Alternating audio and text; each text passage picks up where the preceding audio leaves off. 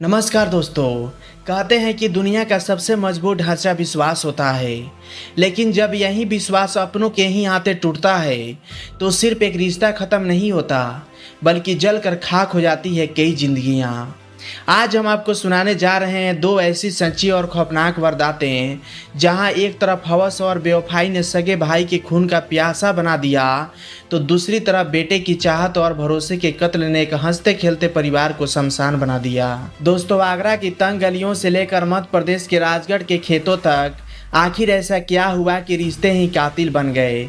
चलिए शुरू करते हैं आज की पहली कहानी, आगरा के उस खौफनाक राज से जिसने इंसानियत को शर्मसार कर दिया।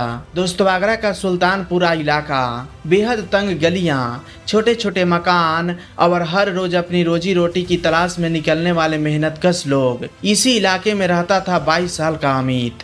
अमित बेहद सीधा साधा, शांत और अपनी धुन में रहने वाला लड़का था। कैट इलाके के एक ढाबे पर वेटर की नौकरी करता, दिन भर पसीना बहाता और शाम को जो भी कमाई होती उसे लाकर अपनी माँ और परिवार के हाथों में रख देता। अमित की दुनिया बस यहीं तक सीमित थी, अपनी माँ का ख्याल रखना, छोटे भाई भोलू की ढाल बनना और अपनी नई नवेली दुल्हन खुशी के साथ एक खूबसूरत भविष्य के सपने देखना। दोस्तों, बाहर से देखने पर लगता था कि अमित का परिवार बेहद खुशहाल है, लेकिन अमित इस बात से पूरी तरह अनजान था कि जिस दुल्हन खुशी को वो अपनी जिंदगी की सबसे बड़ी खुशी समझ रहा था और जिस छोटे भाई भोलू पर वो जान छिड़कता था, उन दोनों की आंखों में अमित के लिए सिर्फ और सिर्फ नफरत और साजिश पल रही थी। खुशी जो आगरा के प्रेमगढ़ इलाके की रहने वाली थी, कुछ समय पहले ही अमित से शादी करके इस घर में आई थी। चेहरा संस्कारी, बातें मीठी, लेकिन दिल के अंदर एक काला सच छिपा था। अमित तो दिन भर ढाबे पर मेहनत करता और पीछे से खुशी और अमित के छोटे भाई भोलू के बीच की नजदीकियां मर्यादा की सीमाएं लांघ चुकी थी। देवर और भाभी का यह रिश्ता अब एक बेहद खतरनाक और अवैध मोड़ ले चुका था। वे दोनों एक साथ रहना चाहते थे, लेकिन उनके इस रास्ते की सबसे बड़ी रुकावट था अमित। दोस्तों, जब सिर पर हवस और अंधा प्यार सवार होता है तो इंसान रिश्ते नहीं देखता है तो सिर्फ अपने रास्ते का कांटा। भोलू और खुशी ने अमित को हमेशा हमेशा के लिए रास्ते से हटाने की खौफनाक साजिश रची। पहला प्लान बनाया गया, धीमा जहर। खुशी अमित के खाने में धीरे धीरे जहर मिलाने लगी, लेकिन कहते हैं ना कि जिसकी मौत का वक्त ना आया हो उसे कोई छू भी नहीं सकता। अमित को अपनी पत्नी के बदले हुए व्यवहार पर थोड़ा शक होने लगा था, या शायद उसकी छठी इंद्री ने उसे आगाह कर दिया था। उसने घर का और खुशी के हाथ का खाना खाना ही बंद कर दिया। जहर देने की यह साजिश नाकाम हो गई, लेकिन भोलू और खुशी पीछे हटने वालों में से नहीं थे। अब वे और भी ज्यादा खूंखार और हिंसक रास्ते पर जाने लगे थे। दोस्तों, तारीख 17 जून 2026 सुबह के करीब 7 बजे सुल्तानपुरा इलाके में एक सामान्य दिन की शुरुआत हो रही थी। अमित रोज की तरह अपने काम पर जाने के लिए घर से निकला। उसे जरा भी अंदाजा नहीं था कि जिस छोटे भाई को उसने गोद में खिलाया, वही भाई उसके मौत के लिए उसका पीछा कर रहा है। भोलू चुपके से अमित के पीछे पीछे चलता रहा। खेतों के पास एक सुनसान जगह देखते ही भोलू ने नीचे से एक भारी और नुकीला पत्थर उठाया और पूरी ताकत से अमित के सिर पर दे मारा। अमित बदहवास होकर जमीन पर गिर पड़ा। सिर से खून की धार बहने लगी। वो अपने भाई की तरफ देख रहा था। आंखों में दर्द और सवाल था कि क्यों भोलू, लेकिन भोलू के सिर पर दरिंदगी सवार थी। उसने एक के बाद एक कई बार अमित के चेहरे और सिर पर वार किए। जब अमित जमीन पर तड़पने लगा तो भोलू को डर लगा कि कहीं अमित जिंदा ना बच जाए।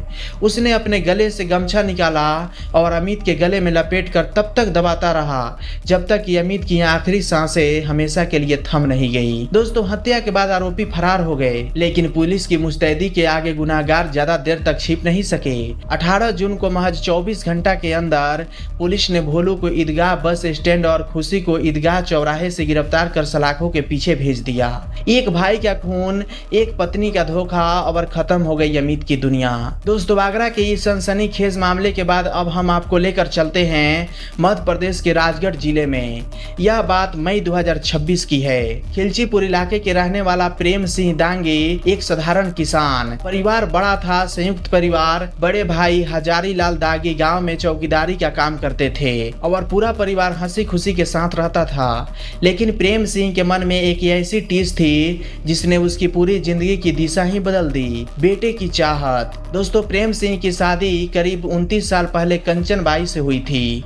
2 प्यारी बेटियां हुई, लेकिन डॉक्टर ने कंचन बाई के स्वास्थ्य को देखते हुए आगे बच्चा न करने की सलाह दी। लेकिन समाज के ताने और बेटे की चाह में प्रेम सिंह ने 10 साल पहले अपनी पहली पत्नी की सहमति से संगीता बाई नाम की महिला से दूसरी शादी कर ली। दूसरी पत्नी संगीता ने एक बेटी और एक बेटी को जन्म दिया। बेटा मिलते ही प्रेम सिंह की खुशी का ठिकाना न रहा, लेकिन इस खुशी के साथ ही घर में कलेश शुरू हो गया। दोस्तों, एक तरफ पहली पत्नी कंचन और उसकी बेटियां और दूसरी तरफ संगीता। आखिरकार प्रेम सिंह गांव का घर छोड़कर गांव से 2 किलोमीटर दूर अपने खेत पर बनी एक झोपड़ी में संगीता और बच्चे के साथ रहने लगा। सब कुछ ठीक चल रहा था, लेकिन फिर इस कहानी में एंट्री होती है जगदीश की। जगदीश कोई गैर नहीं बल्कि प्रेम सिंह की अपनी सगी बहन का बेटा, यानी उसका सगा भांजा था। मामा और भांजे का रिश्ता बेहद पवित्र माना जाता है। दोस्तों, जगदीश का प्रेम सिंह के खेत वाली झोपड़ी में आना जाना आम बात थी, लेकिन भांजे जगदीश की नियत अपनी ही मामी संगीता पर खराब हो चुकी थी। 10 मई 2026 की रात प्रेम सिंह जब अचानक अपनी झोपड़ी पर पहुंचा तो उसने जो देखा उसके पैरों तले जमीन खिसक गई।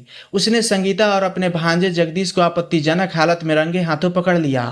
रिश्तों का मर्यादा का ढांचा ताश के पत्तों की तरह ढह गया। प्रेम सिंह टूट चुका था। उसने तुरंत घबराकर अपने बड़े भाई हजारी लाल को फोन किया। हजारी लाल अपने दामाद के साथ बाइक से तुरंत खेत पहुंचे। वहां का नजारा भयंकर था। प्रेम सिंह की आंखें लाल थी, हाथ कांप रहे थे। जगदीश सिर झुकाए माफी मांग रहा था और संगीता झोपड़ी के अंदर छिपी बैठी थी। रात काफी हो चुकी थी, इसलिए बड़े भाई हजारी लाल ने फैसला किया कि सुबह गांव वाले बड़े बुजुर्गों को बुलाकर इस बात का फैसला होगा। दोस्तों, रात में मौका पाकर कायर जगदीश वहां से भाग निकला। हजारी लाल भी यह सोचकर घर ले गया कि सुबह बात करेंगे, लेकिन प्रेम सिंह के अंदर का दर्द, धोखा और अपमान की आग उसे पल पर जला रही थी। 19 मई 2026 की सुबह करीब 7 बजे पूरे गांव में सन्नाटा चिरती हुई खबर फैली। प्रेम सिंह दागी का शव खेत में बोरबेल के पास एक पेड़ से रस्सी के सहारे लटकता हुआ मिला। दोस्तों, हजारी लाल दौड़ते दौड़ते पहुंचे। जिस भाई से रात को बात हुई थी वो अब इस दुनिया में नहीं था। पुलिस मौके पर पहुंची, शव को पोस्टमार्टम के लिए भेज दिया। शुरुआत में मामला खुदकुशी का ही लगा था, लेकिन हजारी लाल की शिकायत पर पुलिस ने जब जगदीश से तफ्तीश और संगीता और जगदीश को हिरासत में लेकर अलग अलग कमरे में कड़ाई से पूछताछ की तो पूरा सच उगल दिया। प्रेम सिंह ने भांजे और पत्नी के इस अवैध संबंध और समाज में होने वाली बदनामी के भारी मानसिक तनाव में आकर आत्महत्या की थी। पुलिस ने भारतीय न्याय संहिता की गंभीर धाराओं के तहत संगीता और जगदीश दोनों को गिरफ्तार कर जेल भेज दिया। दोस्तों, ये घटनाएं सिर्फ अपराध की कहानी नहीं है, ये आईना है हमारे समाज का। सोचिए, अगर प्रेम सिंह ने बेटे की चाहत में दूसरी शादी न होती, या अगर उसने अपनी पहली पत्नी के पास वापस जाने का फैसला लिया होता तो शायद आज वो जिंदा होता। और दूसरी तरफ आगरा में हवस और अवैध संबंध ने एक भाई को ही कातिल बना दिया। जब रिश्ते अपनी मर्यादा तोड़ते हैं तो उसका अंजाम सिर्फ और सिर्फ तबाही होता है। इन दोनों केस पर आपकी क्या राय है? क्या प्रेम सिंह का कदम सही था या उसे डट कर सामना करना चाहिए था? अपनी राय कमेंट बॉक्स में जरूर लिखें।